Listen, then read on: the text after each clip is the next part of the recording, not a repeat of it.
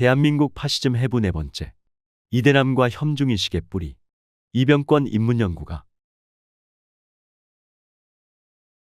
한국의 이대남이 다른 나라의 극우 세력과 다른 점을 살펴보기 위해서는 이들이 집결하게 되는 과정과 재생산 과정에서의 특이한 양상에 주목해야 합니다.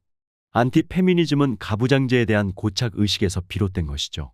흔히 여성주의로 통칭되는 페미니즘은 철저히 가부장제의 문제에 대한 반발에서 비롯된 것으로 알려져 있습니다.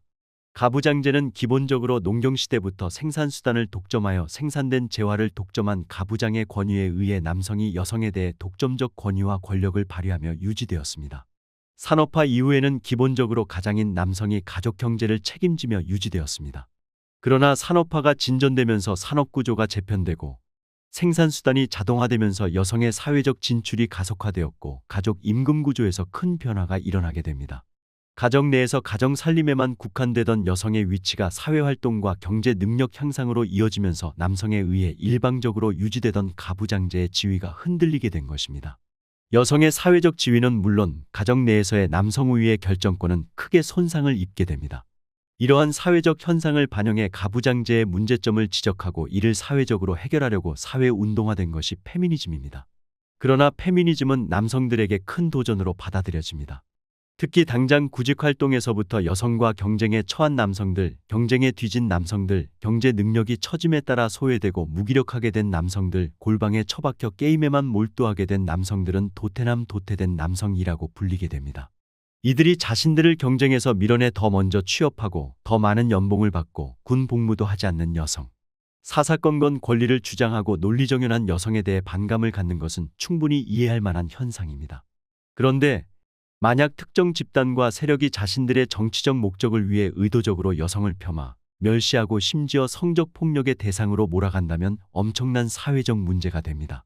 DC 인사이드, 일베 최근에는 FM 코리아와 같은 단체들이 이에 해당합니다. 이러한 단체들은 여성 혐오나 차별, 조롱은 물론이고 여성을 손쉽게 성적 폭력의 대상으로 삼은 수많은 댓글과 사진, 영상 공유에 거리낌이 없습니다. 문제는 이들이 단지 여성만을 자신들의 대상으로 삼지 않는다는 것입니다. 성소수자, 장애인을 비롯한 사회적 약자들에 대해서도 조롱과 멸시를 합니다. 일베 무리가 과거 세월호 유족들의 단식 농성장을 찾아가 그 옆에서 치킨을 시켜 먹는 만행을 저지른 사건은 유명합니다. 이들에게는 자신들과 다른 생각을 하거나 행동하는 모두가 공격 대상입니다. 게임을 하듯 공격을 즐깁니다. 이들의 생각과 말, 행동 모두가 전형적인 파시즘의 그것과 같습니다. 같은 또래 남성들에게 자신들과 같이 안티페미니즘에 동조할 것을 선동합니다.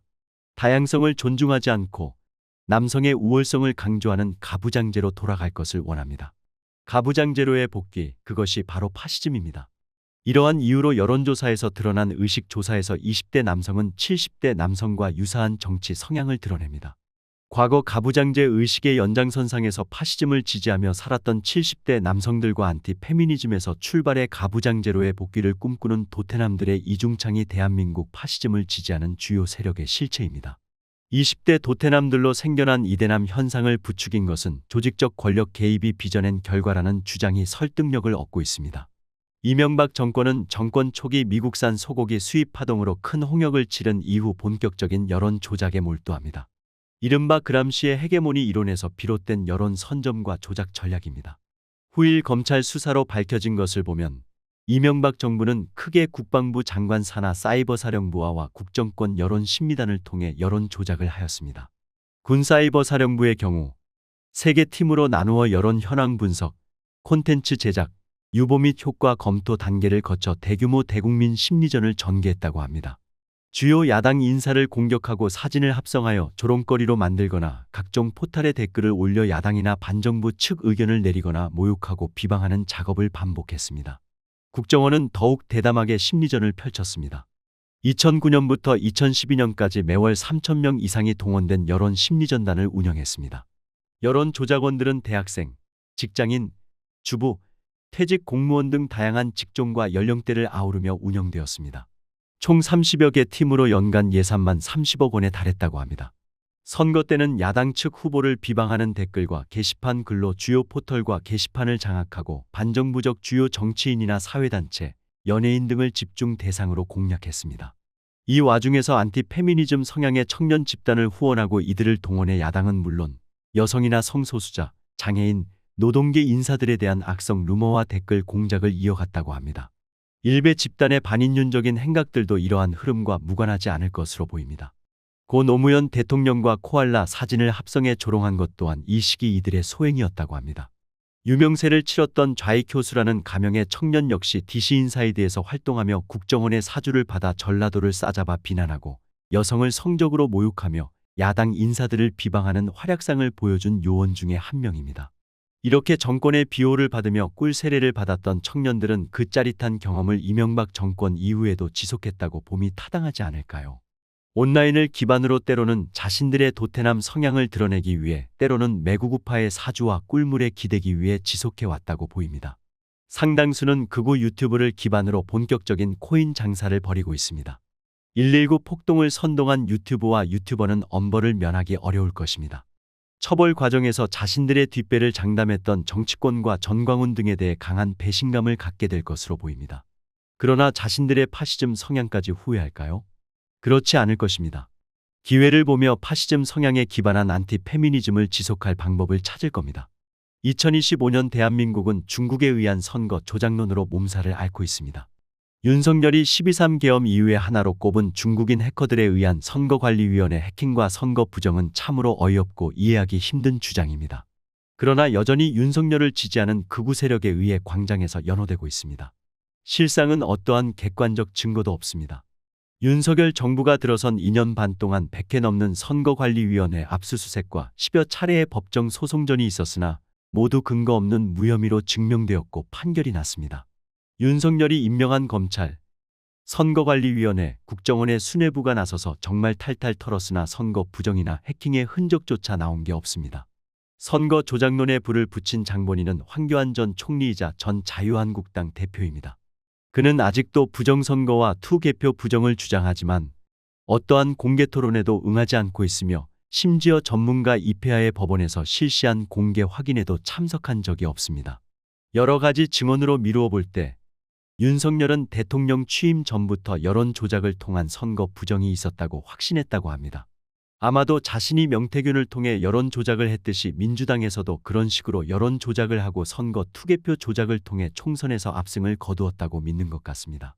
윤석열은 자신이 대선에서 0.7% 차이로 승리한 것도 사실은 10% 이상 이길 선거를 민주당 측의 조작으로 간신히 이겼다고 믿는 것으로 전해집니다.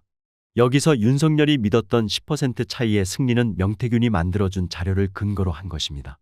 그는 모든 자신의 믿음에 배치되는 모든 자료나 조사 결과 등도 무시합니다. 자신이 믿고 싶은 대로 믿는 것입니다. 그것이 파시스트의 전형적인 태도입니다. 자신 이외의 다양성을 인정하지 않는 게 바로 파시스트의 미덕인 거죠. 여기에 덧붙여진 게 혐중의식입니다. 중국의 네티즌이 한국의 선거 결과를 바꾸었다는 맹신이죠. 유감스럽게 한국선거관리위원회의 서버는 외부와 완전히 독립적으로 설계되어 외부 해킹을 할 수가 없습니다. 국정원이 여러 번 해킹을 시도하다 실패하자 선거관리위원회에 요청하여 임시로 개방된 경로로 전해준 코드로 간신히 들어가 볼 정도였습니다. 윤석열은 그마저 선관위 방화벽이 부실해서 국정원이 들어갈 수 있었다고 궤변을 늘어놓습니다. 중국의 선거 부정 조작론을 믿는 광장의 태극기 부대와 국민의힘 의원들 모두 거품을 물고 중국계 입설을 강조합니다. 스카이 데일리라는 매체는 심지어 중국 간첩 99명이 체포되어 미국 오키나와로 이송되었다는 소설을 기사라고 쓰기에 이릅니다. 극우 유튜브 동영상 제공자는 이를 퍼나르고 광장의 극우 인사들은 사실인 양 입을 털어댑니다. 급기야 미군 당국이 나서서 사실무근과 해당 매체에 대한 책임을 요구하기에 이릅니다. 이런 총천연색 사기극이 윤석열 탄핵 국면을 장식하고 있습니다. 왜 이런 사기 뉴스가 힘을 얻을까요? 윤석열 등 내란의 주범들이 주장하고 이들의 저항이 아직 끝나지 않았기 때문입니다. 한국의 중국 혐오 역사는 일제 강점기 일제가 중국 침략을 염두에 두고 한국과 중국 간 민족 감정을 유발키려는 치밀한 전략에서 시작돼 오랜 기간 진행된 것으로 보입니다. 1894년 청일 전쟁에서 승리한 일본은 조선에 대한 청나라의 영향력을 완전히 차단할 계획을 세웁니다. 때마침 독립협회가 발족되어 청나라로부터 조선의 완전 독립을 상징하는 독립문이 건립됩니다. 일본은 이완용을 비롯해 독립협회에 참가한 정부 측 인사들을 내세워 청과의 관계를 끊고 일본과의 관계 증진 여론을 조성합니다. 여기서 이인직을 주목할 필요가 있습니다. 이인직은 우리 문학사에서 근대소설 혈의 누를 쓴 작가로 전해지고 있죠. 그러나 일본 정치학교를 졸업한 후 러일전쟁 시기 통역관으로 일본 측에 참여한 전형적인 친일 인사였습니다. 이인직은 이완용의 비서실장으로 조선을 일본에 팔아먹는 데 막후 역할을 했습니다. 또 다른 친일파 거두 송병준에게서 이완용으로 말을 갈아탄 직후 자신이 편집인으로 있던 만세보에 실은 소설이 혈의 누입니다. 제목부터가 매우 일본식입니다. 우리말로 피눈물로 하면 될 걸 굳이 일본식 표기를 한 것입니다. 소설의 내용 또한 청일전쟁 당시 청나라군에게 강간당할 뻔한 주인공 옥년을 일본군이 구해준다는 내용입니다. 이인직은 1910년 8월 14일 총리 대신 이완용의 비서 자격으로 대한제국의 외교권을 앗아간 조선통감부 외사국장 고마스 미도리를 비밀리에 찾아갑니다. 고마스는 과거 이인직이 일본 정치학교 유학 시절 스승이었습니다. 이인직은 고마스에게 조속히 병합을 요청하는 이완용의 뜻을 전했습니다. 이 자리에서 이인직은 조선은 원래부터 중국의 사대에 온 나라인데 그 사대의 대상을 중국에서 일본으로 바꾼들 무엇이 문제인가라고 하면서 병합 후 일본의 수건인 중국을 함께 도모하자는 의사를 비칩니다. 이 대목에서 후일 조선을 팔아넘길 친일 매국노들이 그 욕심을 중국에까지 확대하고 있음을 엿볼 수 있습니다. 결국 1910년 8월 29일 총리 대신 이완용이 이끄는 대신그룹과 고종의 친형 이재면이 이끈 종친그룹의 합의로 국권이 일본에 넘어갑니다. 일제는 이재면과 그 아들 이강 등 종친 76명과 관료들에게 300만 엔의 답례품을 전달했는데 이 금액은 현재 가치로 6천억 원을 웃도는 금액이라고 합니다. 황실 종친회장이었던 이재면이 가장 많은 83만 원을 받았습니다. 조선인들에게 중국에 대한 혐오 감정을 주입하기 위해 일본이 조작한 대표적인 사건이 만주 침략을 앞두고 있던 1931년 자행한 완바오산 사건입니다. 지린성 장춘 완바오산 지역에서 조선인과 중국인 간의 수로를 둘러싼 갈등이 있었습니다. 일제는 중국인이 조선인을 학살했다는 가짜뉴스를 당시 조선일보에 쉽게 해 혐중 감정을 자극했습니다. 한반도 내 중국인에 대한 테러가 빈번했는데 평양에서만 135명의 중국인이 살해당했습니다. 일제는 혐중 감정이 들끓던 분위기를 활용해 만주사변에 조선인을 동원하는 재주를 부립니다. 조선인의 반중 감정을 조장하려는 일제의 흉계는 문화 부문에서도 전개됐습니다. 친일 문학가 김동인은 1932년 소설 붉은 산을 발표합니다.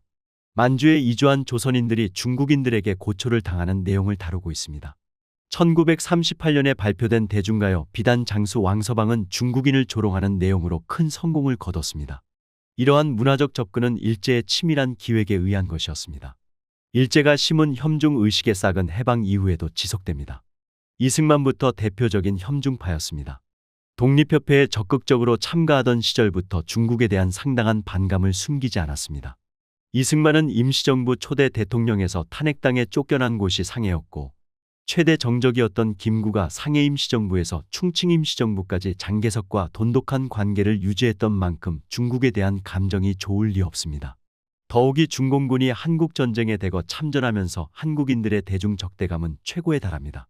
노태우 정부 시절인 1992년 한중 수교 이후 한국은 지난 40여 년간 중국과의 무역에서 막대한 수익을 올립니다. 일부 한국인에게 중국은 경제적으로 낙후된 후진국으로 깔보는 대상인 동시에 중국의 경제성장에 기대어 일확천금을 챙길 대상이었습니다. 이제 중국은 한국의 전체 교역량의 30%를 웃도는 나라로 상호 의존성이 무시할 수 없는 단계에 이르렀습니다. 중국이 시진핑 집권기에 이르러 천명한 1대1로 정책이나 동북공정과 같이 한족 중심의 역사주의를 통해 패권 야욕을 드러내는 것도 분명한 현실입니다. 그러나 중국의 패권주의적 야심은 미국의 팍스 아메리카나와 본질상 다르지 않습니다. 우리의 선택은 오로지 실리 중심의 균형 외교를 통해 자국의 이익을 지키고 증대시키는 것뿐입니다. 자존감을 상실한 노예의 눈으로 당당한 실용 외교를 추진할 수 없습니다. 우리에게 중국은 조롱과 혐오의 대상도 아니고 두려움과 경계의 대상도 아닌 협력과 경쟁의 상대일 뿐입니다. 현실이 그것을 보여줍니다. 윤석열 집권 2년 반 동안 중국을 일방적으로 멀리하고 미국과 일본에 굴종한 결과 한국 경제는 나락으로 떨어졌습니다. 누구의 말처럼 호수 위에 달 그림자만을 좇은 결과입니다. 한국의 파시즘은 사대주의에 기반한 변종 전체주의를 지향합니다. 그래서 국가와 국민은 고통에 허덕이고 집권층만이 외세에 기대어 기득권을 확대하는 구조입니다.